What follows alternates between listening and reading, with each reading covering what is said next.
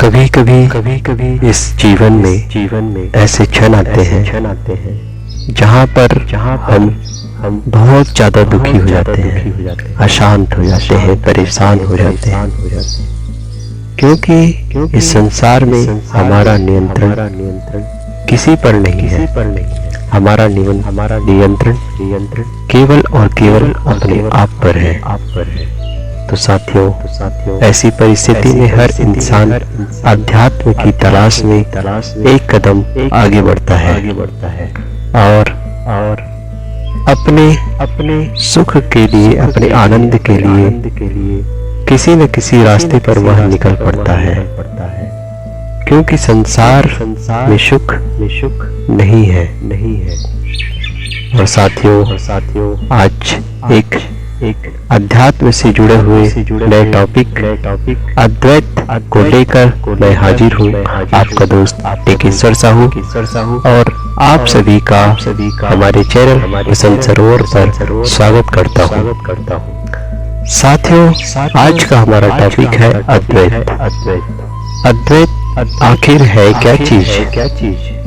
तो सबसे पहले हम इसे शब्दों को समझते हैं।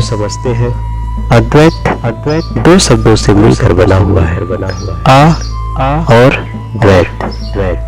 साथियों, जब भी किसी शब्द के आगे आ जुड़ जाता है तो वह निषेधात्मक संकेत को जो है व्यक्त करता है, उसके निषेधात्मक भाव को व्यक्त करता है।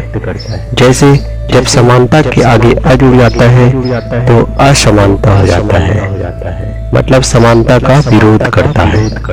वैसे ही द्वैत के सामने ये आ जुड़ा हुआ है जो द्वैत का विरोध करता है। अब अद्वैत का मतलब हमने समझा कि यहाँ पर जो है द्वैत का विरोध है। द्वैत आखिर है क्या चीज। द्वैत मतलब दो का भाव, और यहाँ दो का मतलब सिर्फ दो से नहीं है साथियों। हमने हिंदी में पढ़ा है एक वचन, द्विवचन, बहुवचन, लेकिन यहाँ पर जो द्वैत का अर्थ है वह बहुत से है, मतलब बहुत सारे विकल्प से है, बहुत सारे तत्व से है।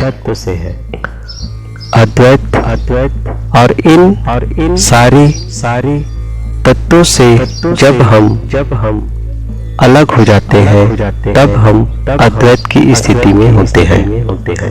अब इस अद्वैत में दो तत्व आखिर है क्या चीज, इसे समझते हैं।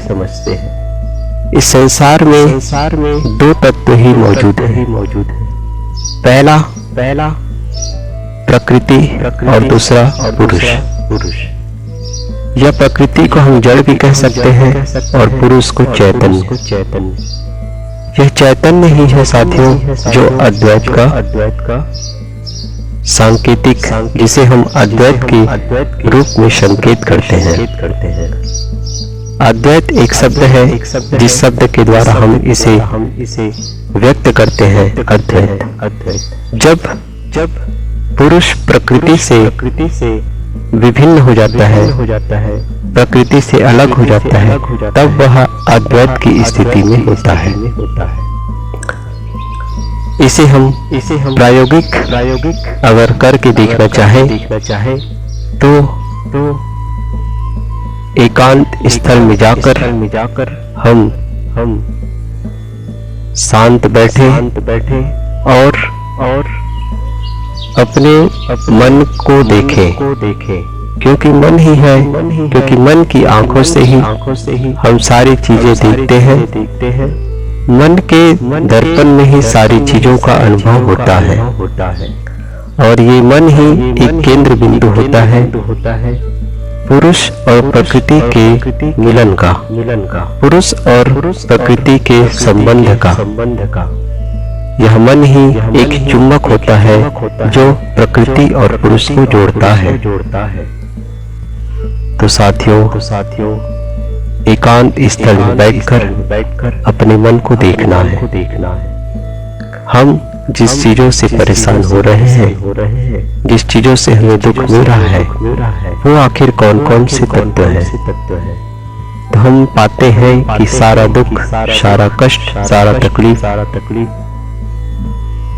जो घटित होते हैं, इन सारे दुखों का जो भूमि है जहाँ पर ये सारी चीजें घटित होती है, वो है साथियों हमारा शरीर, हमारा मन। और इस कल्पना को, इस भावना को हम समझने की प्रयास करें कि सारा दुख जो है इन्हीं संबंधों से आ रहा है और हम धीरे धीरे इसे अलग करने का प्रयास करें। जैसे जो भी दुख हमें वर्तमान में हो रहा है उसे समझे कि यह दुख आज है, किस कारण है, इसे भी हम समझे। और एक चीज हमें समझना है कि इस सब चीज, सारे दुखों का उद्घाटन जो है कहाँ पर हो रहा है? यह हमारे शरीर में हो रहा है। हम इसे मन के द्वारा देख रहे हैं, मन के द्वारा अनुभव कर रहे हैं। यह शरीर दुखों का केंद्र है और इसी शरीर से जब हम मुक्त हो जाते हैं तो वह स्थिति होती है साथियों अद्वैत की, मोक्ष की। शरीर से जितने भी संबंध हैं सब हमें द्वैत की ओर धकेलते हैं और जब ये सारा संबंध टूट जाता है तब हम अद्वैत की स्थिति में होते हैं, जो एक सुख की स्थिति होती है, आनंद की स्थिति होती है, शांति की स्थिति होती है, परम आनंद की स्थिति होती है। अद्वैत कोई कल्पना नहीं है, अद्वैत वास्तविकता है। अद्वैत स्वरूप है आत्मा का। अद्वैत स्थिति ही आत्मा का मूल स्वरूप होता है। हम ध्यान में बैठे आंख बंद करें, जो भी विचार है उन्हें दृष्टा भाव से देखें और समझे कि इन सब विचारों को मैं देखने वाला हूँ और देखने वाला तो भिन्न होता है। मैं शरीर नहीं हूँ, शरीर पंच तत्वों से बना हुआ है। पंच तत्वों की अपनी अलग अलग गुण है, धर्म है और पांचों तत्व अपने अपने पूर्ति के लिए अपनी अपनी चाहना करते हैं। लेकिन आत्मा केवल एक तत्व है और शरीर नाशवान होने की वजह से एक न एक दिन समाप्त हो जाता है। लेकिन जो आत्मा है वह जो है अनंत है, अमर है, अजर है, वह हमेशा रहता है। इसलिए अपने आप का अनुभव करना है कि मैं स्थायी तत्व हूँ, अनंत तत्व हूँ। मैं कभी मरता नहीं, मैं अमर हूँ। लेकिन ये सारे जो संबंध है, ये चाहे वह शरीर का हो, चाहे वह मन का हो, सब जो है बनते हैं, बिगड़ते हैं, बनते हैं, मिटते हैं, स्थायी नहीं रहते हैं। और मैं हर क्षण इन सब चीजों का अनुभव करता हूँ, एक रस हमेशा रहता हूँ, इन सब का अनुभव करता हूँ। हमने जो भी कर्म किया है वो सारे आज नहीं है। आज हम जितनी अवस्था में पहुंच चुके हैं, इस अवस्था के पहले का जो अवस्था है वो सारी अवस्था जो है समाप्त हो चुका है और उसके केवल अनुभव है। लेकिन वह अवस्था पूर्ण रूप से मिट चुका है। एक स्वप्न की भांति सारी चीजें समाप्त हो चुकी है और यह शरीर नाश होने की स्थिति में जा रही है, नाश होने के लिए अग्रसर हो रही है और एक न एक दिन यह भी जो है नाश होके अपने पंच तत्वों में विलीन हो जाएगा और रहेगा केवल आत्म स्थिति, अद्वैत की स्थिति। लेकिन यह अद्वैत तब तक मोक्ष दशा में नहीं होगा जब तक मन से ये सारे सुखों के आकर्षण में बंधा हुआ है। सुख के आकर्षण से ही दुख पैदा होते हैं। तो यही सारी भावनाएं हैं जो हमें अद्वैत की ओर ले जाता है। अद्वैत आत्मा का ही सांकेतिक शब्द है। अद्वैत संबोधित करता है आत्मा को। आत्मा जो इस शरीर से भिन्न है, इस मन से भिन्न है,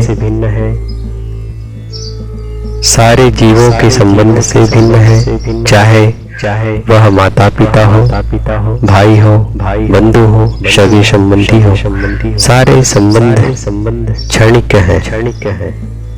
व्यवहार में सारे संबंध को निभाना पड़ता है, लेकिन यह संबंध जो है अनंत काल तक नहीं है। लेकिन आत्मा का स्वरूप, जीव का स्वरूप अनंत है। और यह जन्म मरण के चक्कर में इसे जाना पड़ता है। अद्वैत अद्वैत अद्वैत अद्वैत अद्वैत यह आत्मा का सांकेतिक शब्द हमें आत्मा को ही समझना है। अध्यात्म में अधिकतर अद्वैत शब्द का उपयोग होता है। यह अद्वैत आत्मा का ही सांकेतिक शब्द है। अद्वैत को हमें अपनी आत्मा में उद्घाटित करना है, इसका प्रयोग करना है और इसका अनुसरण करना है। इसे जीना है, क्योंकि यह मृत्यु हमारे हाथ में नहीं है। और मृत्यु के पहले ही हमें मोक्ष दशा को प्राप्त करना है। अद्वैत को समझना है। मोक्ष दशा एक दिन की जर्नी से नहीं होगा। इसके लिए लंबी यात्रा से गुजरना पड़ता है। एक एक कड़ी को हमें तोड़ना पड़ता है। एक संबंध को हमें तोड़ना पड़ता है।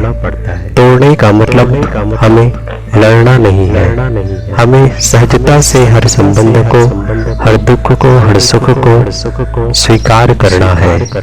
और उसके मूल भाव में हमें साक्षी भाव रखते हुए किसी भी दशा में हमें विलीन नहीं होना है, बल्कि अपने को अलग रखना है। एक शुद्ध भावना में जीना है, पवित्र भावना में जीना है। अपने आप को सारी अशुद्धता से दूर करके पवित्र दशा में रखते हुए इस मानव जीवन को सफल बनाना है। तभी हम अद्वैत की स्थिति में पहुंच सकते हैं, मोक्ष की स्थिति में पहुंच सकते हैं। उम्मीद करता हूं आज का यह सेशन आज का अद्वैत की संबोधन में अद्वैत को लेकर यह वीडियो था। आप सभी को पसंद आया होगा।